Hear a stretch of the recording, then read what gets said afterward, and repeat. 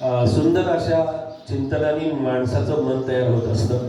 आता आपला वेळ फारसा मी घेणार नाही, पण प्रज्ञा ताई यांच्याबद्दल एवढं सांगावं असं वाटतं की त्यांचा अभ्यास, त्यांचं चिंतन हे नियमित सातत्यानं हे सुरू असतं.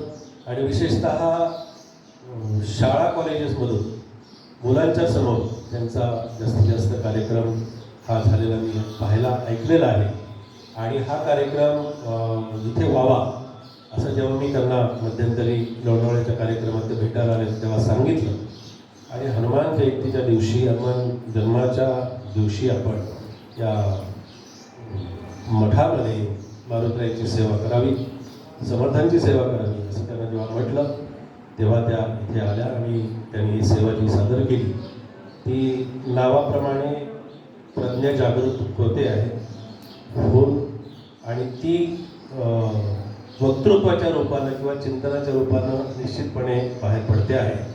अशा चिंतनातून आपण हेच घ्यावं की हनुमान जन्माच्या निमित्तानं का होईना आम्ही थोडेसे त्या चिंतनामध्ये जातो, थोडेशा त्या वातावरणात जातो, थोडेशा त्या अवस्थेमध्ये जाण्याचा आम्हाला प्रयत्न करता येतो.